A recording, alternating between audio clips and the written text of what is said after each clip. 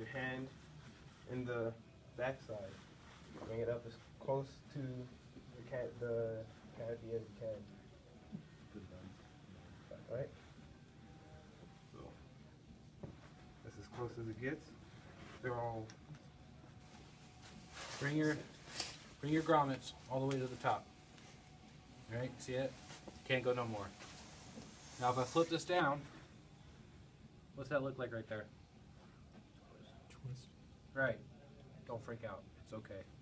It's perfectly normal. It's supposed to be there to have that half twist there because you're taking your canopy that's supposed to fly this way. You just turn it on its side. So now you have it twisted. It's perfectly normal. Don't freak out.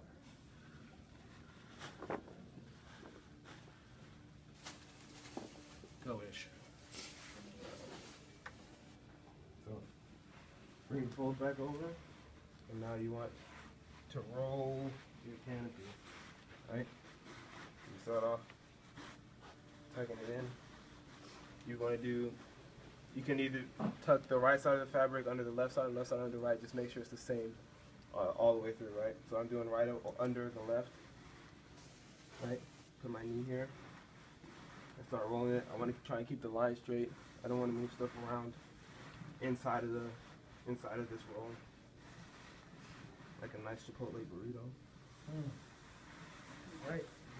So Now when you're doing this, keep going, Ish, don't stop. You want to try to have a nice V of your canopy from that bottom point where the slider is to the top. If you make it all nice and narrow, you're going to cause this stack effect like this. It's going to make it very difficult to put in your bag, in your deployment bag. If you make it all too wide, then it'll be too wide to put in your deployment bag. So you want to have a nice little V shape from the slider up to the top. So that way everything fits in there the way it's supposed to fit.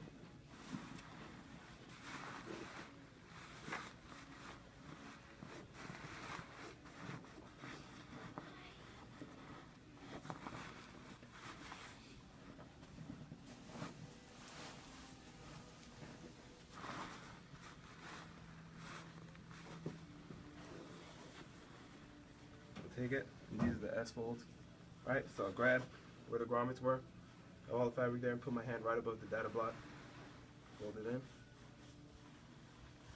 right? Put my knee on that, make sure it's flat.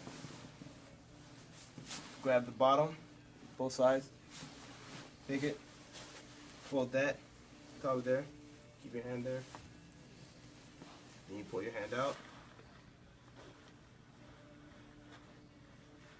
And if you look, this is why I call it an S fold. You see the S there?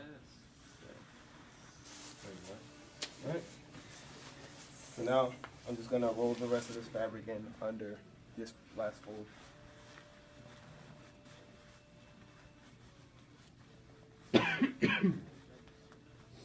Right. And then to make it a little bit easier, it's nice to put the D bag under. Once you get the first left side or right side, whichever side you do, it's nice to put the D bag under it and get that part of it inside of the container. It's just a little bit, makes the process a little bit easier. You see how I did that? But make sure it's in there, far in there as it can go. Take this, roll it all in.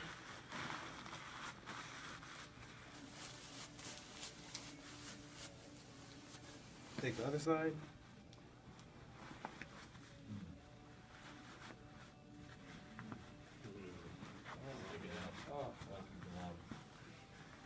All right, Peanut Gallery, shut it. All right.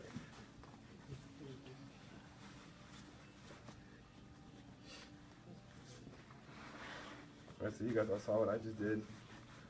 Yeah, you can see the S is there too. And try and get in there as far as I can.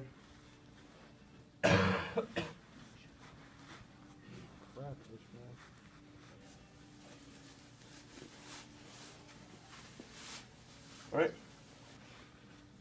So choose a side, whatever side you choose. Stay on that side. Take this, fold it all the way in. as far as you can. You're gonna try and stretch the rubber band as little as possible. Keeps you from breaking them. Right? You can use your knees to bring it in some more. Put it through this first hole, and then you still loop the lines. No bigger than 3 fingers, right? You want it to be tight. You want it to be neat. And of course, it's not going to be perfect because some of the lines will have a little bit more length than the others, but as close as you can get it. So, I'm going to take it, I'm going to rotate the bag. No, go here. You want to keep it a continuum. You don't want to come here. Is that even, I mean, I don't know what you're attempting with that one. I don't know what you're attempting here. So, so if your first toe comes off to your right, your second toe automatically goes to your left. And you can keep working over the top of the bag.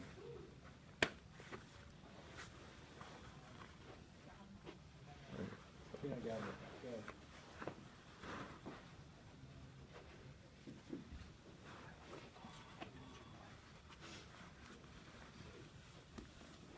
Gonna need some more storm bands, if anybody. Nice.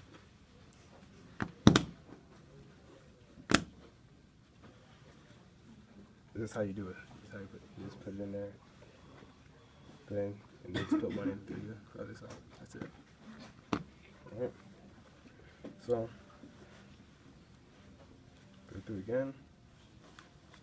Finger through. Make sure it's tight, not too big. About 3 fingers, right?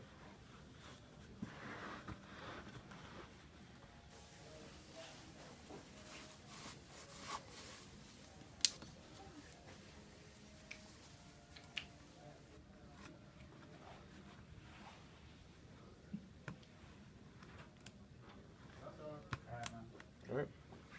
On these stoves, no more than one turn with that retainer band. It's all your 3 locking stoves, that's all they're ever going to get. Some bags you may have 4 locking stoves, but either way, one time with the retainer band and that's it. Right, so when you get to the ones on the side,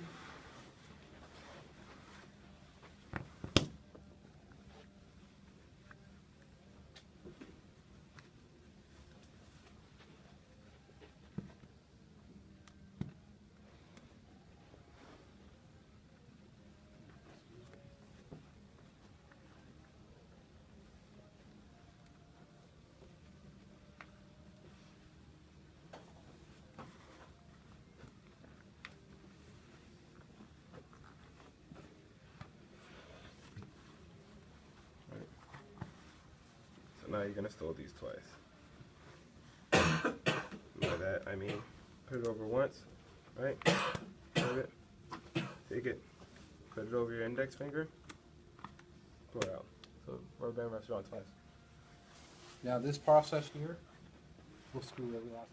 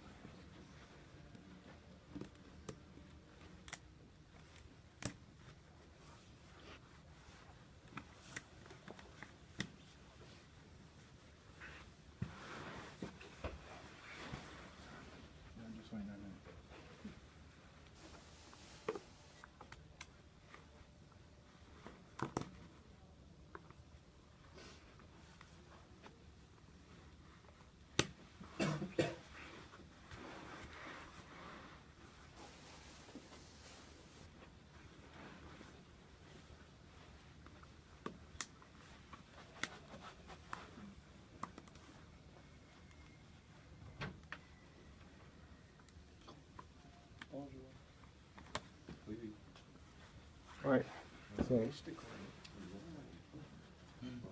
that's about, you wanna get it so that you have about 6 to 8 inches of line left.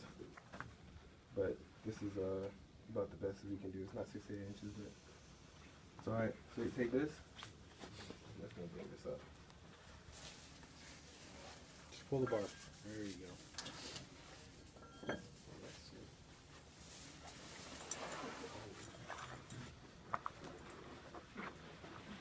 you go, man. We'll bring it up a little bit.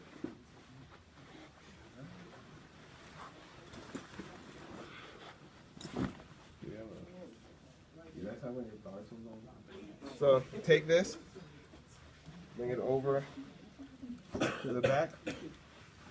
Okay. Bring your pilot chute over. You want to tuck your risers in now, right? So the riser with the toggle is going to be on the bottom, right? You take this, fold it in. Make sure you fold it in to this and not anything else. Yep. In there. Same thing on this side.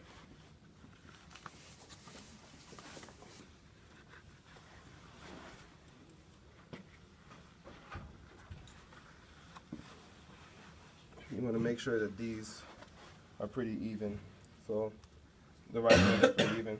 Alright, so these are pretty close. What are those called? The 3-ring system, or What'd you say? the 3-ring system, or the risers? That'll work. Yeah. You just want to make sure that you want to make sure the risers are put You in there. just call evenly. your 3 rings. And all right. So you want to put this pull-up cord into the closing loop, right? And you want to bring this up and tuck it so that it doesn't get in the way. Tuck it behind something. People like to put it in here. Right, it doesn't have to be in there super tight. Just needs to make sure it's not in the way for when you take your container or your D-bag, and you may have to put a little bit of another stow in there. You want to make sure you put it in there so that it doesn't catch anything. What's that stow called? Stow. Yeah, what's that excess stow you just did there in the bag called? The false stow. Thank you. Right.